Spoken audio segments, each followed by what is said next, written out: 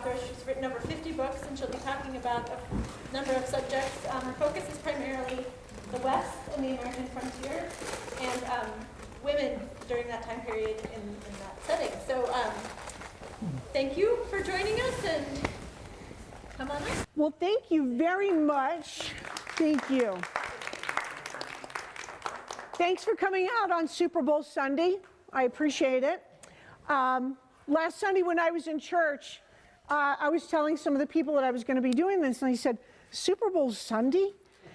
And I said, well, I don't think it's the same people. I mean, first of all, you know, I think it's all good. But I had to email Chloe and go, all right, is this legitimate? I mean, I don't want to get there and you know, listen, get out of here. It's Super Bowl Sunday. No one cares. But anyway, I'm so glad that you guys are here. Thank you very much. I have been writing about women of the American frontier for over 30 years. That's my primary focus, what women did in the new frontier. Usually when you talk about women of the West, they fall into two categories. They're either Miss Kitty from Dodge City, or they're Laura Ingalls from Little House on the Prairie. We don't really think that women did much in between there. But I will tell you, women were quite forward-thinking when it came to being west of the Mississippi, primarily because there weren't a lot of people west of the Mississippi. So when you got out here, you could really set your own standard. You could really try to do whatever it is that you thought that you could do. Now, it wasn't without some effort, but certainly when you got out here, people were not going to say, you can't do that because you're a woman. There's no one else around. You have to do it. And so I've been able to write a lot about the firsts for women of the American frontier. One of the books that I'm going to tell you about first, and just get this out of the way, because I have written a lot about prostitution of the American frontier. I've written so much about prostitution that in Deadwood, South Dakota, they refer to me as a whorestorian. So, but that was one of the very first trades in the American West, and these women, they came out here and they were looking for something to do, and some women came specifically for that. They were smart business women, and they knew where to go to be able to capitalize on lonely people, and they did that. I've written a lot about prostitution in Deadwood because prostitution started in Deadwood, South Dakota in 1876, but it wasn't outlawed until 1980. So you had 103 years of legalized prostitution. Now, people wanted that business, that trade there, because the money made from those women went into the community, and those women were able to, their fines and the money they had to pay for the licenses, and they were able to help build libraries. They were able to help build wings onto hospitals. They were able to build baseball fields. They were quite significant in their communities, even though they were the soiled doves, and let's not talk about the soiled doves, but they were quite instrumental in being able to build up the frontier and really establish the towns as they were. Their fines and the money that was used for them to purchase a license to operate a bordello, that was used to fund the law enforcement. You were able to have fire departments because of that. And, I mean, I bring that up because, not just because they were exciting gals, which I've written about a few of them here in Wicked Women. Everybody needs a wicked woman, so. Well, let me just go back. This particular woman here on the front, this woman's name is Poker Alice. Poker Alice was one of the most wealthy prostitutes of the American frontier. She ran a bordello. See that cigar hanging out her mouth that's as fat as a baby's leg. She didn't start out looking like this, but you know, she ran bordellos and all over various places across the West, and She was very good to her women that worked for her. I mean, you would have different degrees of brothels that you worked at. If you worked for somebody like Poker Alice, you were taken care of. You were made, you know, you were taken to the doctor. You were made sure that you were clothed correctly. And then, you know, on the smaller end of that would have been women that worked in cribs. For example, if you've ever been to Tombstone, Arizona, there's the Birdcage Theater. And if the Birdcage Theater, when you go downstairs, that's where the cribs were, and they're really like a closet. But those women realized very early on, a lot of what we know about prostitution from television and motion pictures is that, you know, they look like Toulouse-Lautrec dancers, and that wasn't the case. They didn't wear any of those colored taffeta outfits. How are you going to wash taffeta in the American West? There's no place to do that. So that's not how they dressed. They wore big, blousy nightgowns because the idea of their trade was to be able to get as many clients in a day as they possibly could. You're not going to be able to maximize your time well if you have to undo a corset, take off this. So the big blousy nightgowns, this is why this particular lecture was known as an adult lecture. So we'll just get this out of the way. So those big blousy nightgowns were really very efficient. But then they took it a step further because they decided to be able to get more clients in if they had a drop cloth at the end of their bed where miners and cowboys never had to take off their boots. Then if that drop cloth's there, they never messed up the bedspread as a whole. Which, you know, no matter what hotel you go into these days, or how many times you pick up a Martha Stewart living, if it's a picture of a bedroom, you see a drop cloth. That's right out of a whorehouse, ladies and gentlemen. So you have to ask yourself, what exactly was Martha having in mind when she put this together? Because that's where that came from. Now, when I wrote this book called No Place for a Woman, The Struggle for Suffrage in the Wild West, and, you know, the suffrage movement started east of the Hudson, but it wasn't realized until it was west of the Mississippi, primarily Wyoming and Utah. Wyoming, those folks there wanted to have statehood, and in order to have statehood, you needed to have more people out there, so they invited women to come and told them, you're going to be able to vote here. But the women in Utah were given the right to vote before the women in Wyoming were given the right to vote. But both happened in 1869. Utah women got the right to vote in February 1869. Wyoming in November of 1869, and they gave women the right to vote in Utah because they said, if we give women the right to vote, they will vote out pluralistic marriage. When the women didn't do that, they took their right to vote back. Wow. So women in Utah had to fight twice. That's the reason why Wyoming is recognized as the state where women voted first. And I bring that up because you'll always hear people from Utah saying, that's not true. Women voted first here, but it was taken away. So Louisa Swain, who was a grandmother coming into Cheyenne to pick up some sourdough fixins, stopped and voted. She was the first woman to vote. And that was in 1870. And so in the book, No Place for a Woman, I write about Louisa Swain, and I write about Susan B. Anthony, who in 1872 spent a great deal of time going across the West talking to people about the suffrage movement. And at that particular time, she was able to point to the first women who were able to vote in the West, and those were prostitutes.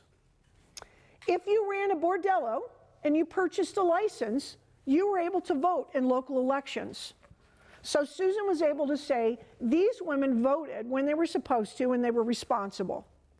So we have a great deal to thank those ladies for the 19th Amendment being ratified. Now, when I gave this particular talk, I think I was talking to the Democratic Women's Conference, and they asked me if I had ever thought about going out and talking to a prostitutes convention and telling this story. I said, I don't think prostitutes have conventions, and I'm not going if they do. And so they suggested, do you know where they work? And I said, well, I don't, I could probably figure it out. Well, have you thought about going to tell them? I said, well, how would that work out? Let's just think about this for a minute. I pull up alongside someone, Soil Dove, just to share with them, hey, thanks for the 19th Amendment. How would you explain any of that if you got stopped by the police? You know, there was no way. But the woman was absolutely serious that I really needed to reach out and thank a prostitute. So I am just challenging you to do that today, just now that you know. Now, you had women who worked in houses of ill repute who were not, society really didn't deem them as very important. They were very, very low. The next higher up on that particular rung, if Soil Doves were here, actresses were just a little bit above that. Because, yes. What is that word, soiled doves? Soiled doves. Soiled doves. That's what they referred to women who worked in houses of ill repute in the Old West. No one said prostitute or whore. You would always say soiled doves. It's just a nice way of saying, of course, they didn't think it was very nice back then, but you know, today it's very nice. Especially when I'm giving this talk in school. In high school, no one wants to hear that part of it, you know, so. But I wrote this book about some of the first actresses of the American frontier, and this is called Entertaining Women, the Actresses, Singers, and Dancers in the Old West. Now, I wanted to talk about this because I'm looking right at Mark Twain here. You can't see this very well, but come up afterwards. This particular woman here on the bottom is a woman by the name of Ada Menken. She was a Jewish entertainer and spent a lot of time doing these amazing plays at the Piper's Opera House in Virginia City. And she was very well known because she was quite risque. She would do this play called Mazeppa, where she played Prince Tartar, a man, and she would come out in her underwear. Now, it's not underwear like you think it was. I mean, these were the bloomers.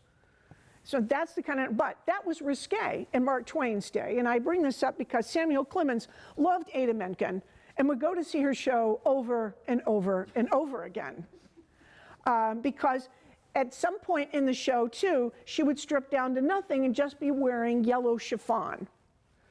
And Samuel Clemens wrote that she was one of the finest actresses ever. And I don't know that she ever really said anything, but he did have a fondness for Ada Menken.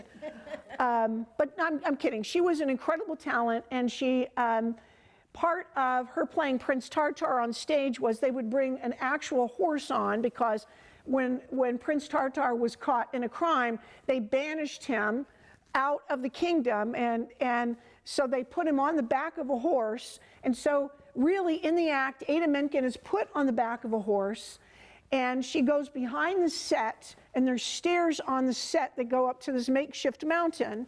And when she was going up one time, she caught her leg on a nail. Ooh.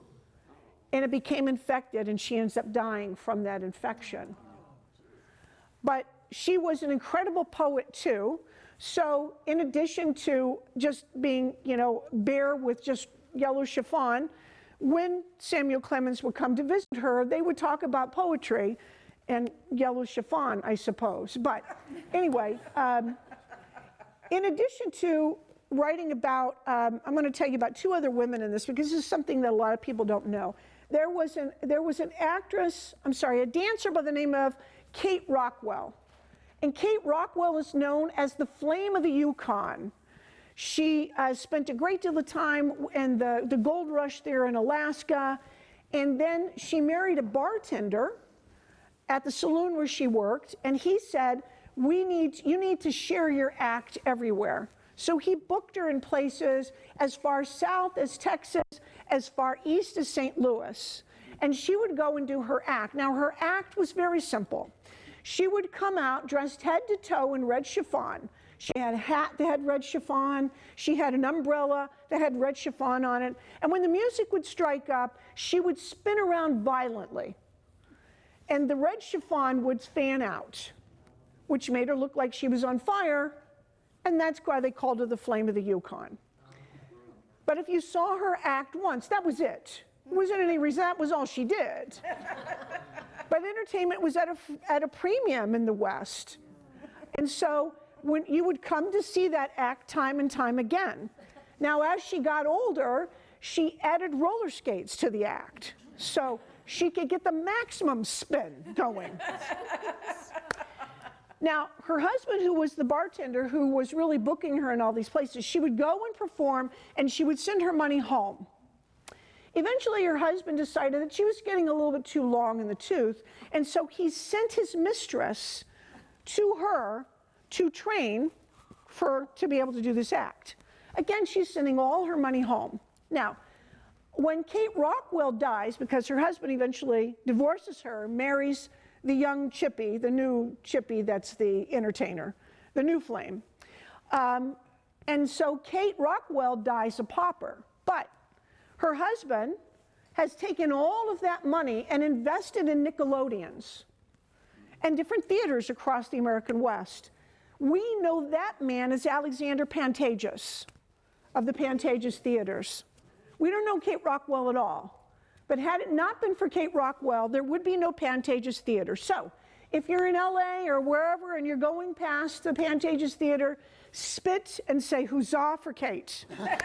Because it's because of Kate that there is a Pantages Theater. One of the other ladies that I wrote about in here is this amazing actress named Laura Keane. Laura Keane was a British actress. And she had this amazing comedy team, and they toured all over England. And part of that team included Edwin Booth.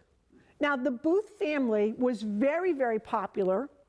I mean, the father acted, the kids acted. I mean, they were very great Shakespearean actors. So Edwin Booth, being a part of her troupe in England, was not unusual. It was Edwin Booth who said, at the height, not the height, but it was 1869, who said, we need to go west. We need to go to the gold country, and we need to perform there because they've got lots of money there. And people would be really welcoming you to come here. And so she does. She comes with her troupe, and they perform all over. They perform in Calaveras County. They perform in Nevada County. They're everywhere. They're in San Francisco, in Sacramento, and they perform and people love them. And a gentleman writes a play for Laura Keane called Our American Cousin, which she begins workshopping here in the West. And it goes over so well that she gets a telegram from Mary Todd Lincoln inviting her to come and do that presentation of Our American Cousin at Ford's Theater in Washington. So in April 1865, Laura is very excited. She goes with her team. They are there rehearsing in the theater. As I said, Edwin Booth is in the cast. Someone that's in the theater all the time watching this was John Wilkes Booth. Now, that's not unusual. John Wilkes Booth works at that theater. He gets his mail at that theater. So there's nothing really unusual about it.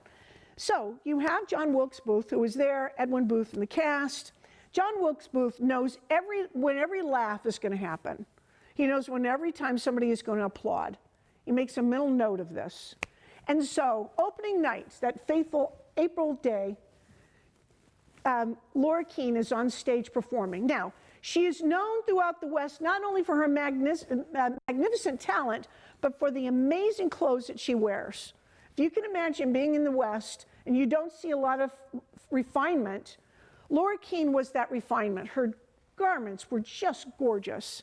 And so here she is at the Ford's Theater. She comes on stage to do her soliloquy, and she's wearing this beautiful garment, and people are laughing, and they applaud. And when they're applauding, has anybody ever been to Ford's Theater, by the way? Yes. It's not a very big place. You can be center stage and look up at the box where Lincoln sat with Mary. It's that close.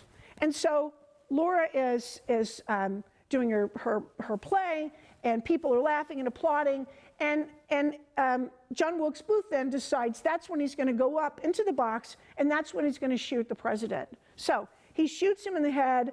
He jumps down on the stage, and it's pandemonium because it's pandemonium when you hear a gunshot and see this craziness. So people are running for the exit. People not quite sure what to do.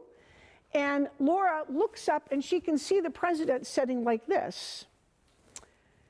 And she's just moved to do something. So she goes through this sea of people trying to filter out to get up to the booth where the president is at. Mary, his wife, is just inconsolable. You can absolutely imagine. But she does say to Mary, could I hold his head in my lap? Because it just is sad that he's sitting here like this. Mary doesn't respond, but that's what Laura does. Laura gets on the floor and holds because he's over 6 feet tall. And so she puts his head in her lap. She stays with the president until right up when they take him across the street. She's still with Mary and the president as they take him across the street. Now, of course at that time, you don't have photographers. You have sketch artists who are standing outside the home where Lincoln was pronounced dead. He's already dead before they take him over there, but they pronounce him dead across the street from the theater. And you have these artists who are drawing, and they draw Laura Keene leaving the home, her front of her costume, her garment, saturated with the president's blood. She is arrested shortly after that for conspiracy to kill Lincoln.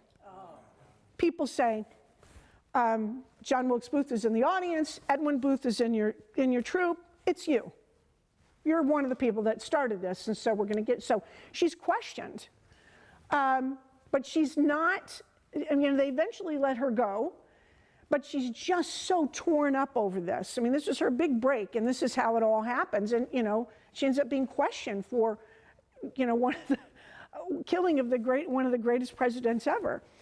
And the front page of the newspaper the next day is a picture, as I said, of Laura Keene with her dress all saturated. She tries to pull her life together, and a couple of weeks after that, she goes back to Ford's Theater to pick up doing Our American Cousin again. She gets center stage to start acting, and everybody in the audience is yelling, "Show us the dress!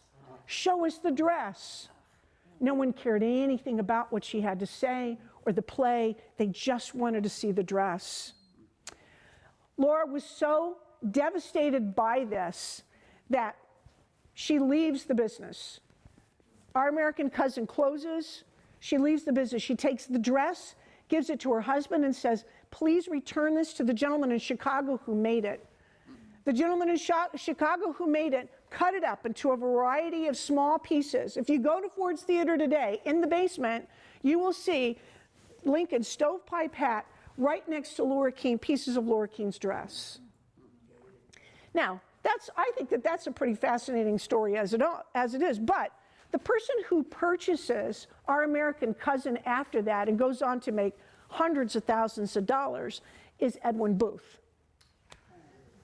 He then takes that play on the road and then introduces each episode, each night of the play.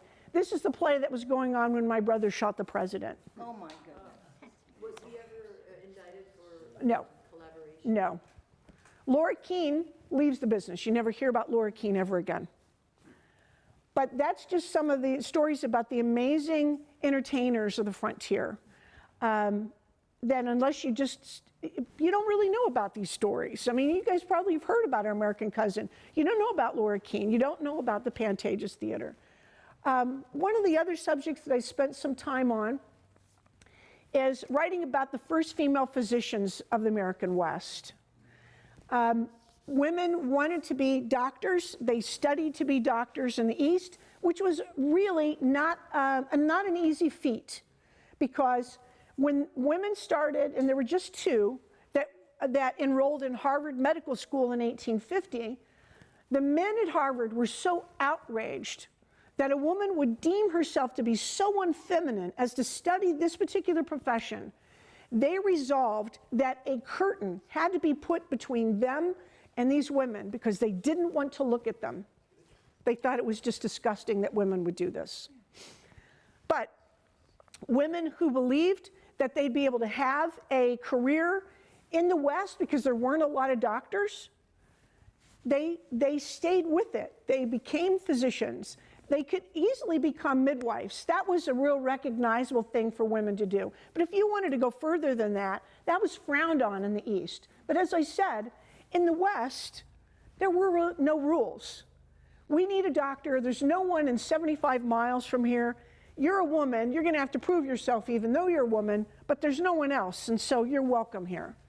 Not a lot like Dr. Quinn, medicine woman. She always looked great, and there was no sully, I will tell you.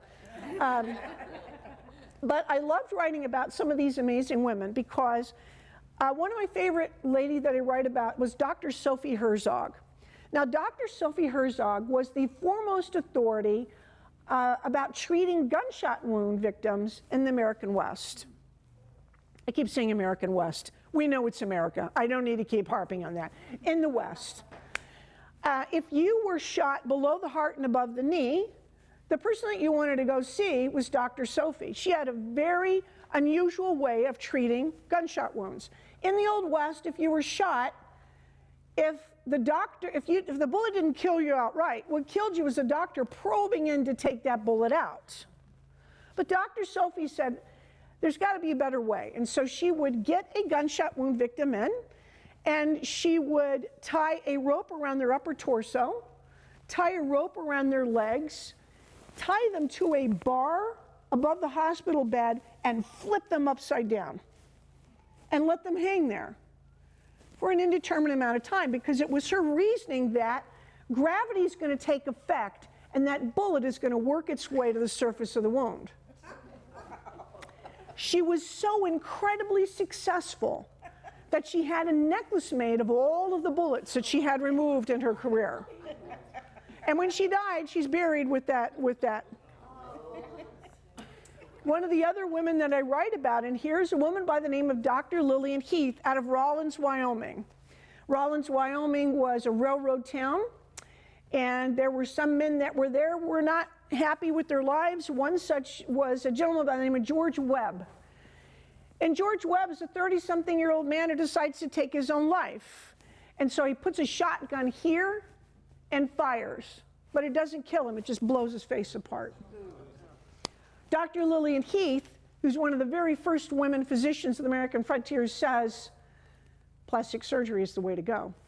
Stitches him back together. 17 surgeries to stitch him back together.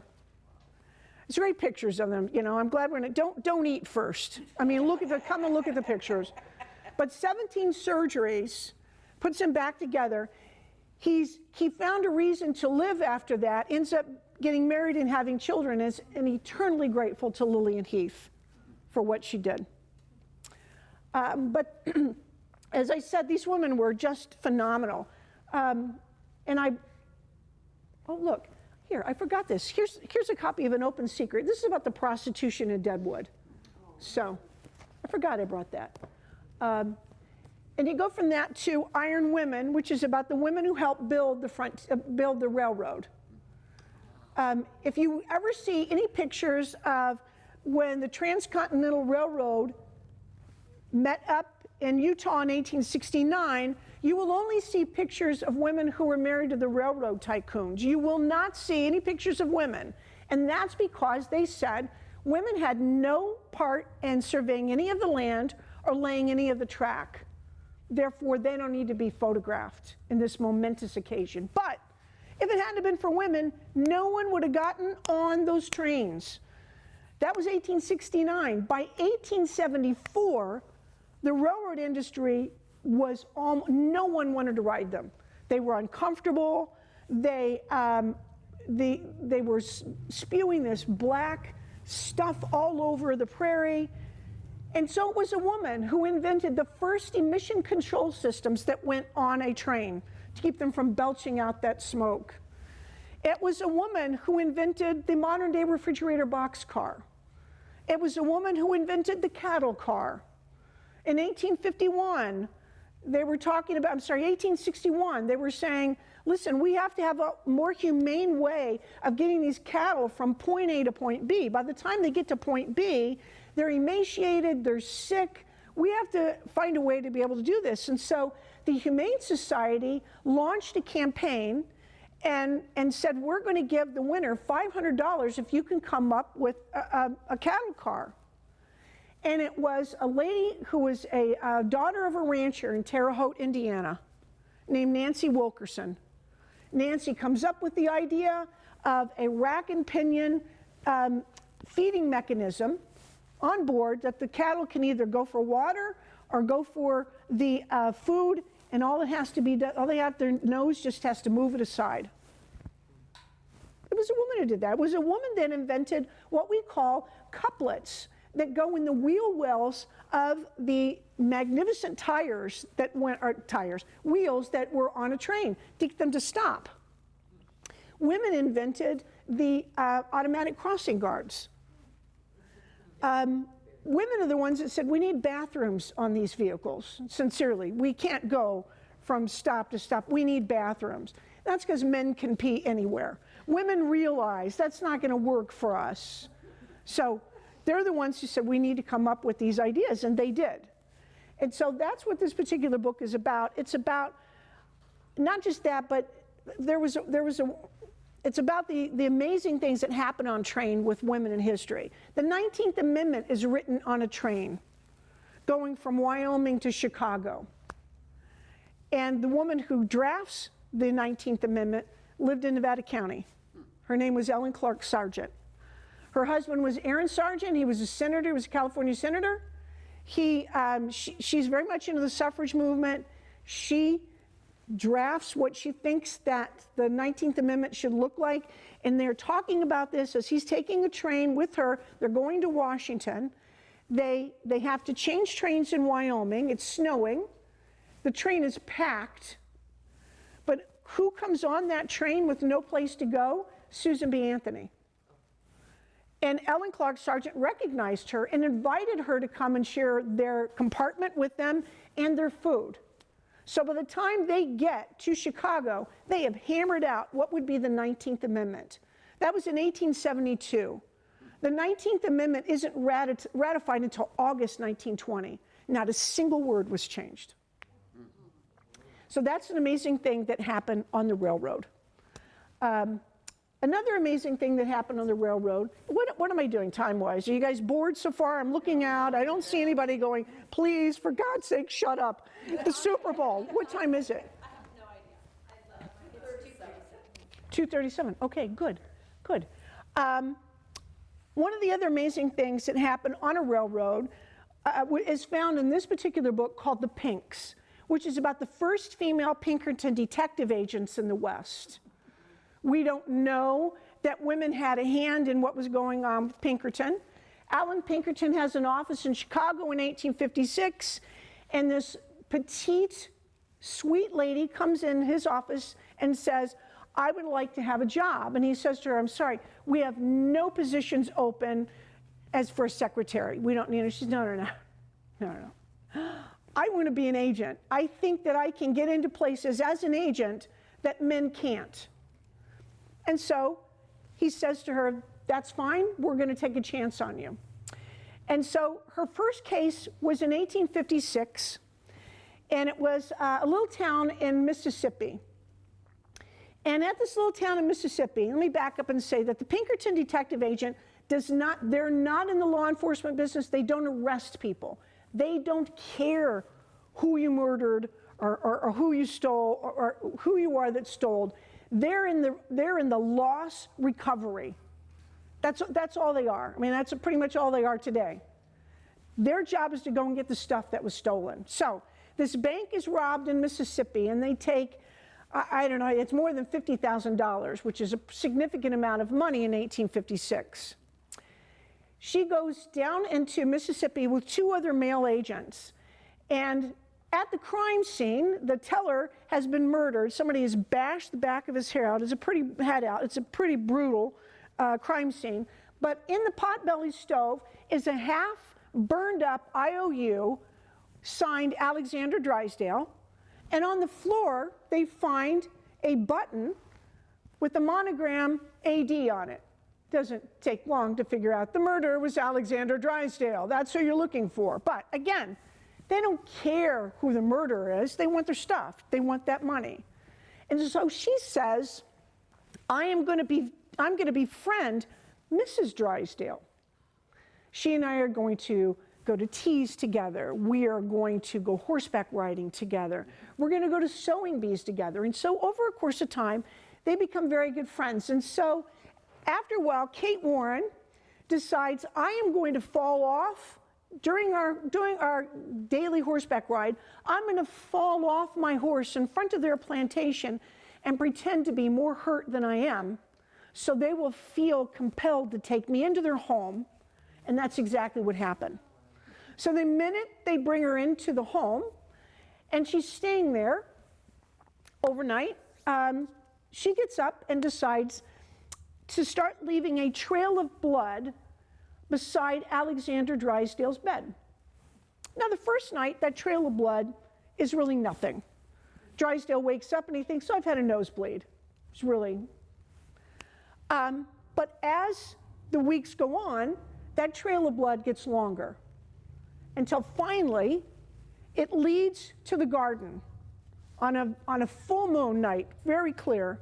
He's freaking out. She is gaslighting this guy.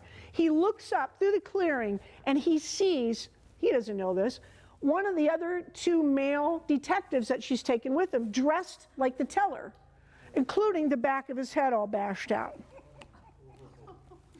Now, in order for you to find out what happens, you'll have to get the book, because but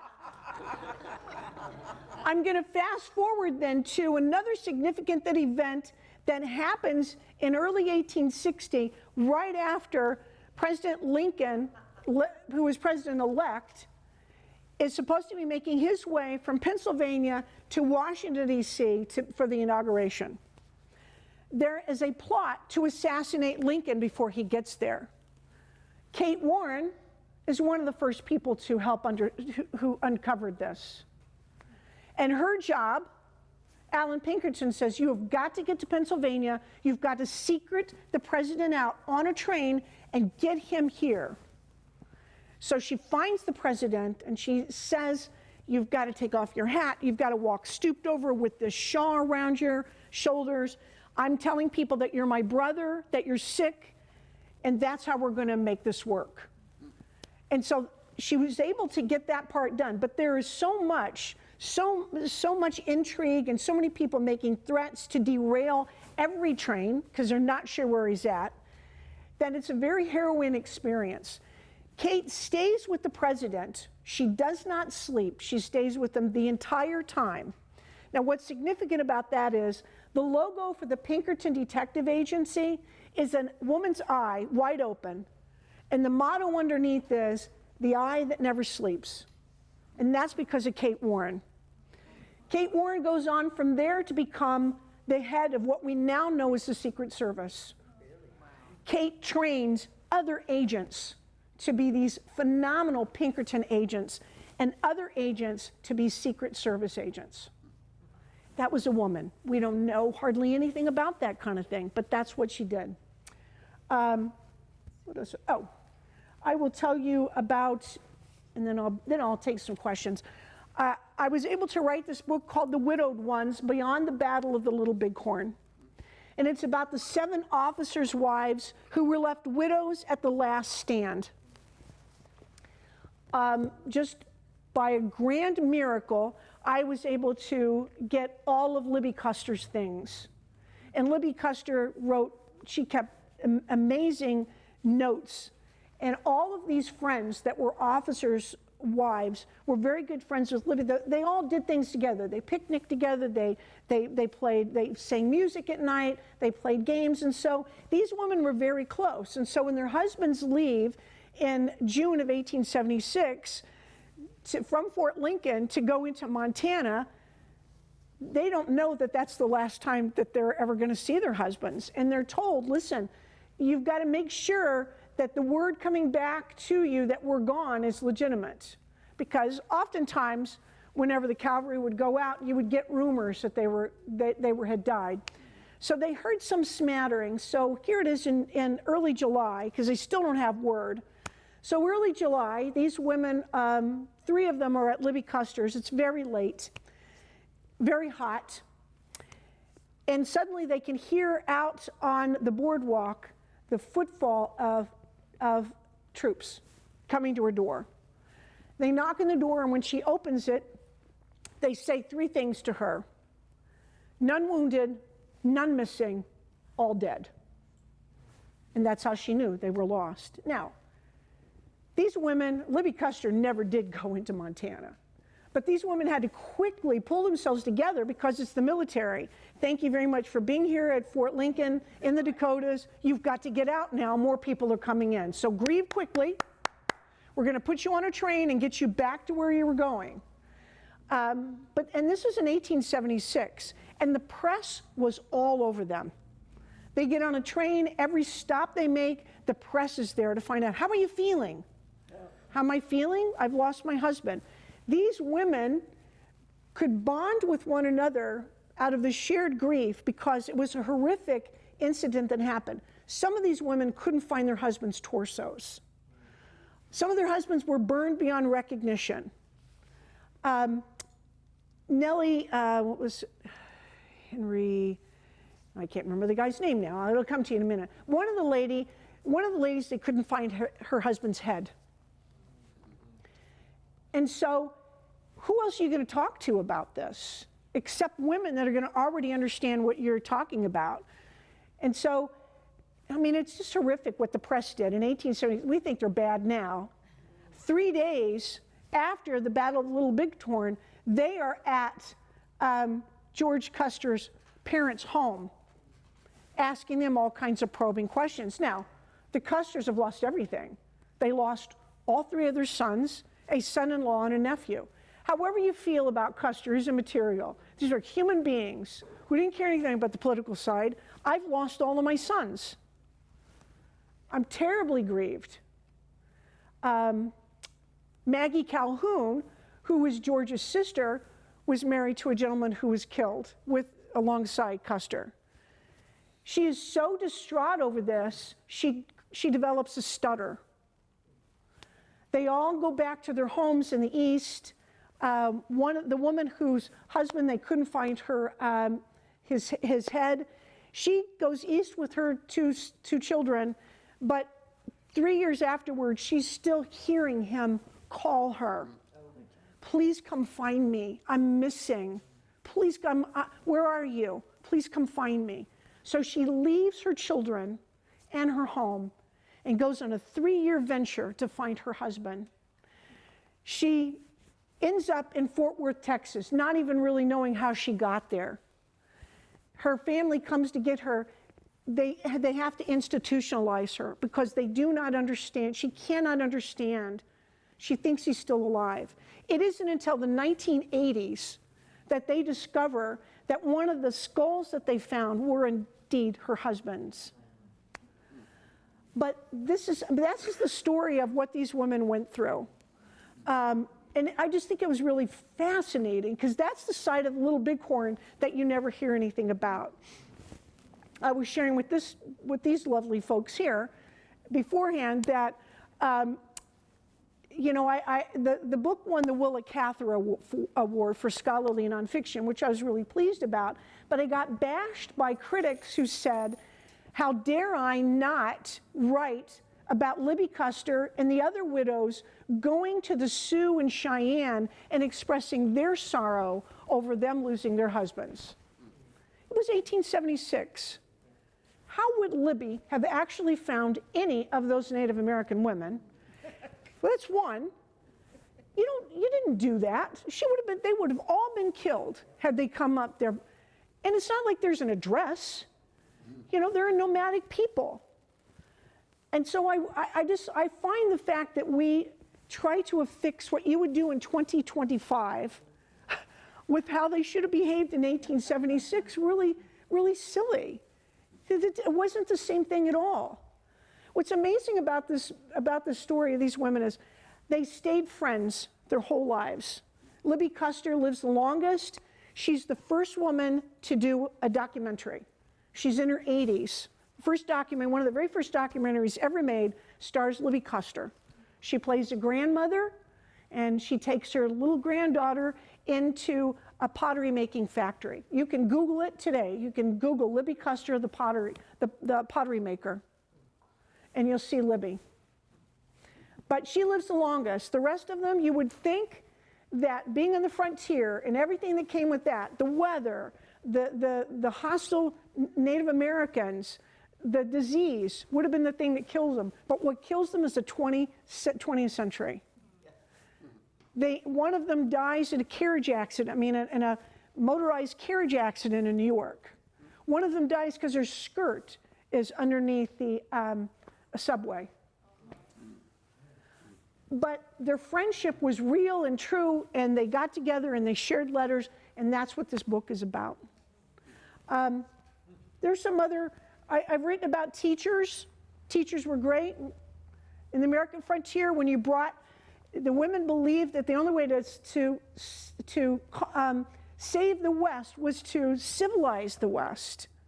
And so they wanted to educate it. And so these women came west with no books, no papers, nothing like that. What they would do is they would take their students, which, by the way, school was only 3 months long in the West, but they would take their students to cemeteries, and they would teach them their alphabets and their numbers off of the tombstones, the etchings and the crosses.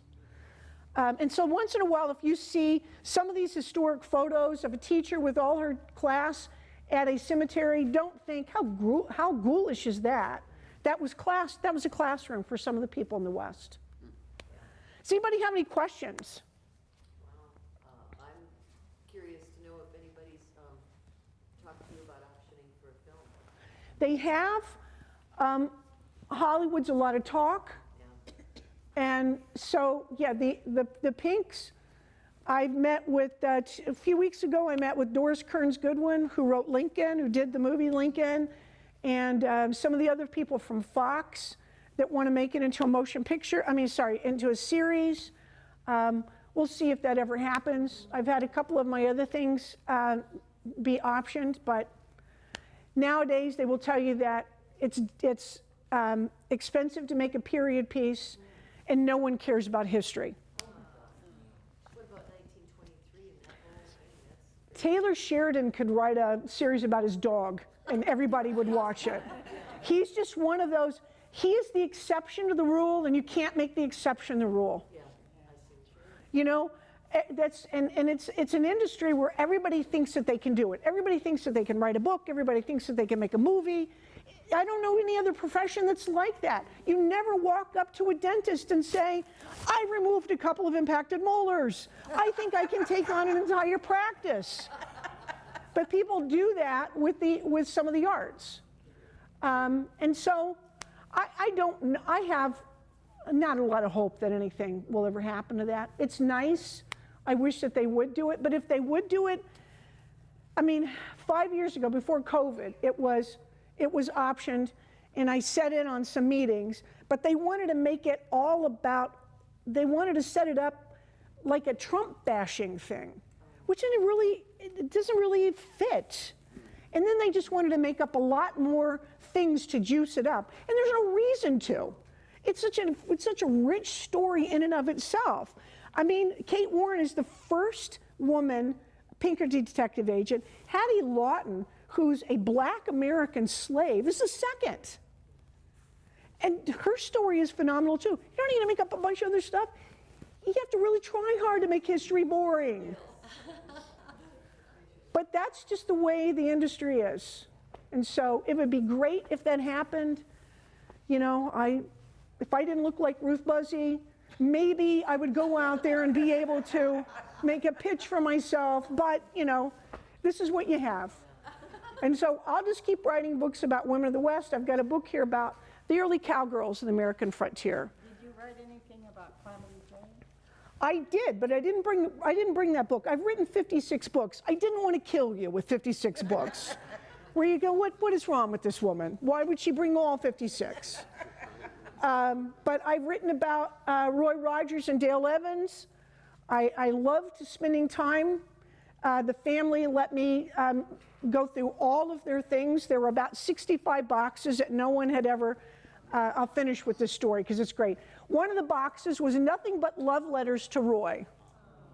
And so when Roy marries Dale, there's women across the United States that are just heartbroken. And so they send him letters. Now, one of the letters that I saw, and I'll never forget it, because the woman says how sad she is that he married Dale, and she has no use for her ovaries any longer. She doesn't know Roy Rogers. She's never around Roy Rogers, but somehow in her brain, they were going to marry and have children. And so now the dream is over. The dream is over. And so I've written 2 books. One is a pictorial, and one is the biography. I was also able to do that with John Wayne. It's called The Young Duke. What an amazing human being he was. Beaten up physically by his second wife. Shada was just not a good person. But the papers made it seem like he was the one doing the beating, and it wasn't anything like that. He would have done anything for anyone. He was just that kind of an individual. That's who you should have said, there's no use to you for my ovaries any longer, was John Wayne. Anybody else have any questions? Any classroom lectures? Do you do any, like in literary classes? Or? Not literary. I do go into schools and talk about the suffrage movement. That's great. I usually go in and I have a big sack full of Hershey's Three Musketeers, and then Snickers, and then I say, okay, we're going to vote as to which one is the favorite. No girls can vote, though. I'm sorry. And then I do the lecture, and then after the lecture, I let everybody vote. And then you leave all the chocolate behind, because I'm going home, and the teachers are the ones that are going to have to deal with that. So, you guys are great. Thank you so much.